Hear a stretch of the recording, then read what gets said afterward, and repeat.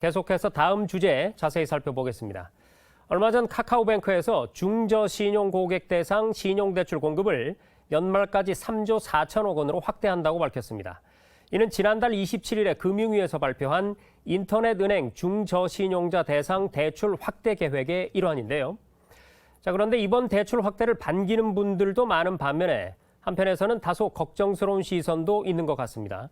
금융위원회 은행과의 김연준 과장과 자세한 내용을 짚어보겠습니다. 과장님 안녕하세요. 네, 안녕하십니까. 네, 우선 이번 대출 확대로 인해서 인터넷 은행들의 수익성이나 건전성을 저해하지는 않을까 이렇게 우려하는 목소리도 있습니다. 어떻습니까? 사실 고도화된 신용평가 시스템이 뒷받침이 된다면 인터넷 전문은행들이 수익성 건전성을 유지하면서 중저신용자 대출을 확대하는 것이 충분히 가능하다고 생각하고 있습니다. 금융 데이터뿐만 아니라 비금융 거래 정보, 통신사 데이터 등을 결합해 신용평가 모델을 고도화한다면 약 2,200만 명에 이르는 중저신용자의 상환 능력을 정확히 평가해서 대출을 할 수 있습니다. 그리고 건전성을 유지하면서 수익성을 제고하는 것이 가능할 것으로 기대가 되고 있습니다. 예를 들어서 카카오뱅크 같은 경우에는 실제 고객 정보를 기반으로 하고 중저신용자, 금융 이력 부족자 특화 모형이 추가된 새로운 CSS를 곧 개발을 해서 적용을 할 계획이고요. 통신 정보, 결제 정보, 공공 정보 등 대안 정보 활용 범위를 확대하는 작업도 지금 추진 중입니다. K뱅크의 경우에는 CSS의 금융 이력 부족자 특화 모형을 추가하고 금융 정보와 대안 정보를 가명 결합한 데이터를 신용평가에 활용을 할 계획입니다. 그리고 토스뱅크 같은 경우에는 지금 이제 인가 심사 중인데요.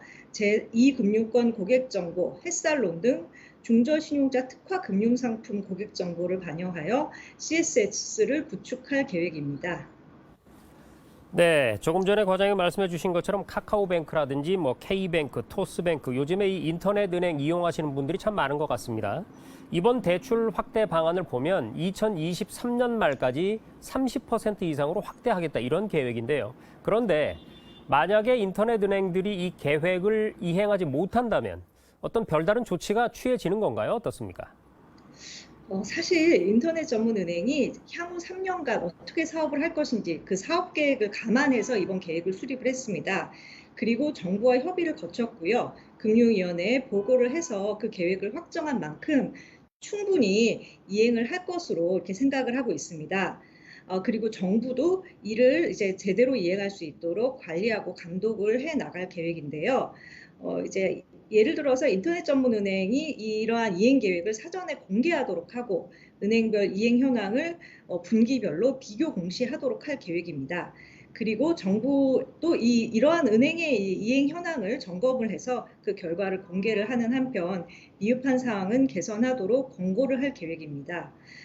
또한 이렇게 이제 저희가 충분히 관리 감독을 할 계획이지만은 혹시라도 이제 계획이 이행이 되지 않을 경우가 생길 수가 있습니다. 이러한 경우에는 그 해당 인터넷 전문은행과 최대 주주가 다른 금융업 진출을 위해서 인허가를 신청하는 경우에 계획 이행 여부를 질적인 판단 요소로 감안해서 인허가 과정에서 고려할 계획입니다. 네, 인터넷 은행 대출 확대 방안에는 이 별다른 금리 상한을 두지 않은 걸로 알고 있습니다. 얼마 전에 정부에서는 중금리 대출 제도 개선 방안을 발표하면서 금리 상한 요건을 강화한 바가 있는데요. 과장님, 이번에 이 인터넷 은행들 대상으로 금리 상한을 두지 않는 특별한 이유가 있나요? 사실 근본 계획은 인터넷 전문은행의 도입 취지에 맞도록 운영될 수 있도록 하는 데 초점을 맞추고 있습니다. 그래서 이제 중저신용자 대상 신용 공급을 확대하는 것, 그것이 이제 중요한 부분이고요. 그렇기 때문에 인터넷 전문은행이 자체적인 손실률을 감안해서 금리를 결정할 수 있도록 하는 부분이 중요하고, 그렇게 할 경우에 지속 가능성도 높아지고 6.5% 구간 밖에 있는 고객에 대해서도 신용 공급이 가능할 것으로 기대되기 때문에 특별한 금리 상한을 두지 않았습니다. 다만 지난달 4월 26일 날 발표한 중금리 대출 제도 개선 방안의 경우에는 이제 그때 6.5% 금리 상한을 이제 설정한다라는 내용이 이제 포함되어 있는데요. 이것은 이제 사실 정책 목적이 조금 다르기 때문입니다.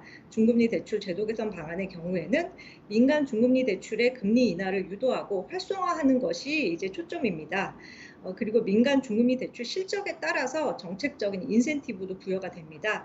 그렇기 때문에 이제 금리 상한이 설정이 되어 있는 측면이 있습니다.